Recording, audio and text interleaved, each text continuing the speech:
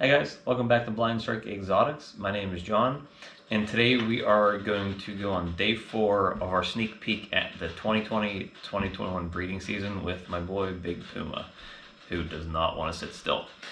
He is a leopard, Enchi, Orange Dream, pinstripe male. Called him Big Puma because honestly he looks like as close as you can get to looking like a big cat pattern. Kind of looks like a cheetah, kind of looks a little bit like a leopard.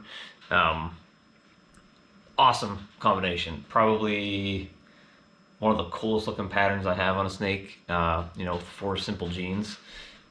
He is one of my most active snakes, and he's going up my sleeve, and I'll probably never get him back out of there. So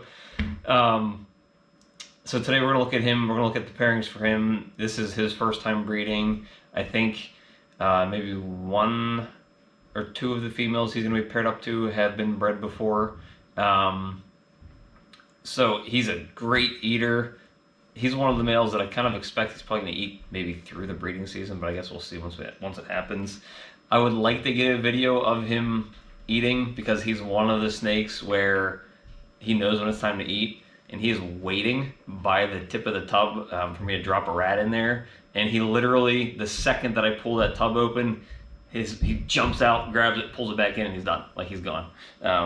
And as you can see, he is all the way down my sleeve in my shirt right now, coming out the bottom.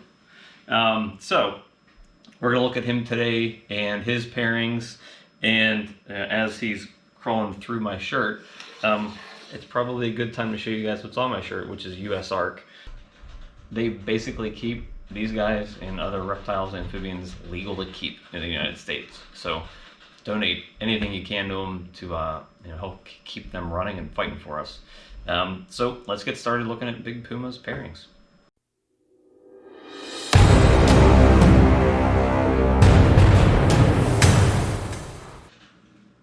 All right, now with his pairings, I was trying to replicate, his 4-gene combo, or try to make it better.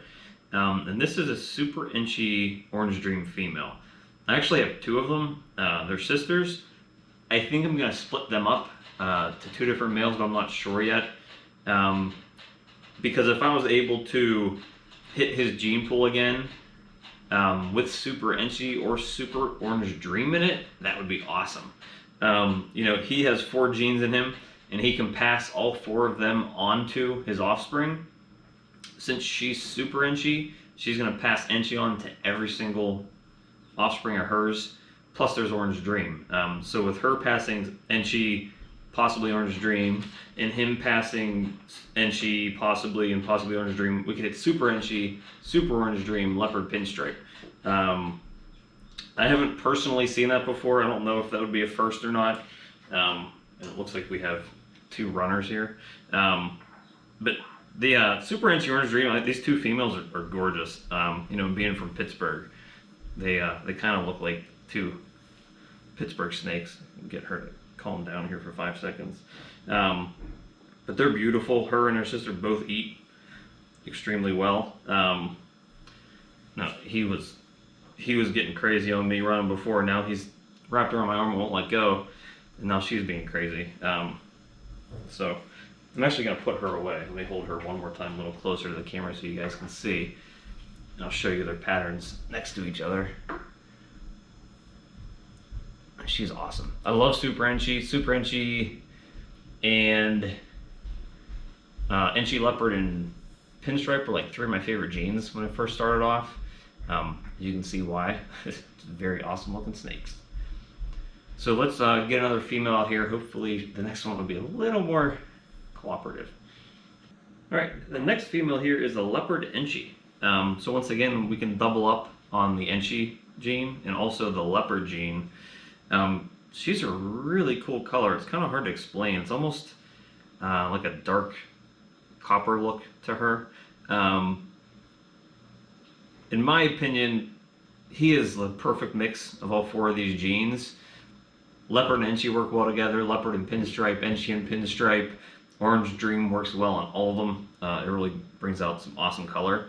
The 4 of those genes together make this beautiful snake like Big Puma. but any one or two of them combined together also make awesome combos, and she is really cool looking. I have a ton of leopard and a ton of Enchi in my collection. I think 5 of the males I'm breeding have leopard in them, and I would say Enchi or leopard's probably in like a third of the females I have. Leopard is an awesome combo gene, and Enchi is just amazing. Just by itself, a single gene, it does a lot. But these leopards typically seem to have really pretty eyes too, kind of green looking. I don't know because neither one of them is cooperating, if you'll see it, but let me see if you can see her eyes at all. Nope, she's not gonna look. Let me see.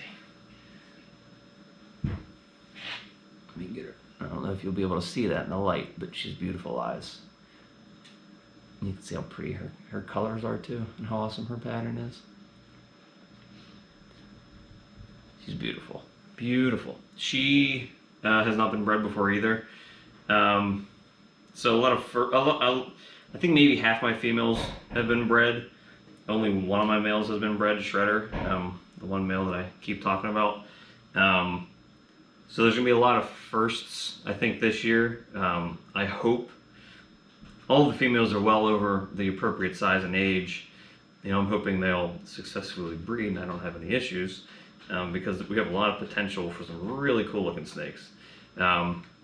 If I can duplicate his pattern and add a super, because he doesn't have any there's no supers in his gene set.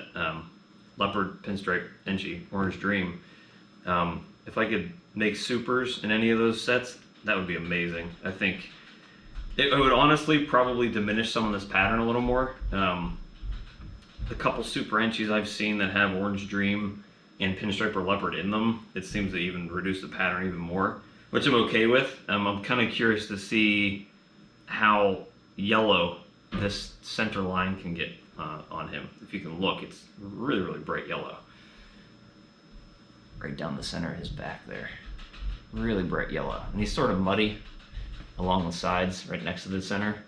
I'm curious, my next female, she's a super pastel pinstripe that I'm gonna pair him up to. I'm curious if pastel, you know, brightens it up to the point where maybe none of those dark markings are there on the side of him. So let me pull her out and show you that combo. All right, and this is my super pastel pinstripe female. Her name is Super Annie, because I have a Lemon Blast, which is a pastel pinstripe, and her name was Annie, because she almost has more of a green color, and her head sort of looks like an anaconda, so she has the name Annie. So she's a super pastel, super blast. I named her Super Annie. So as you can see, they have a lot of the same coloration. You know, she'll definitely pass. She's a proven breeder. She'll definitely pass along the pastel gene, so that's awesome. She's also pinstripe. So there's a good possibility that there's no super pinstripe. It's a dominant gene. So there's no super form, but both snakes carry it. So there's definitely a higher chance of that being passed along as well. So really in this combo, what we're looking for is for, you know, the 4 genes that he has to be passed along to the offspring, and add the pastel in there. So him with pastel, which I'm assuming would brighten up his pattern a lot. She's a really pretty snake too. Really, the super pastel really reduces the pattern of the pinstripe. It's a really neat effect. You know, simple 3 genes on her, but it really, really reduces everything on her. She's really pretty. Now, since she's a proven breeder, I'm hoping, you know, we have good success pairing these two up. It's really neat to look at them because I think these are the 2 closest ones of this pairing in coloration. You know, the pattern's obviously different because he has the leopard in there, so it's more spots, and she's stripes. But they make a really pretty couple. All right, that is it for Big Puma. I'm really excited about his combos. He's an awesome snake. He's a great eater. Hopefully that that gene passes on to his offspring, the aggressive eating. But he has 3 awesome females to be paired up to. One's a proven breeder, 2 aren't, but the other 2 are really good size. So I'm hoping that translate to some good clutch sizes and some healthy clutches. So that is it for today. The next video will be part number 5, I believe. And I think I'm going to get into, I have 2 recessives. I have ultra males, an ultra male and a clown male. I'm going to do, I think, those 2 next, to get into the recessive genes a little bit, to kind of explain that a little bit to anybody that isn't familiar with them. And he's, the ultra male is a pretty cool pickup that I'm really excited about, because I have an ultra male female to pair him up to as well. So that's it for today, and please remember to like and subscribe. See you later.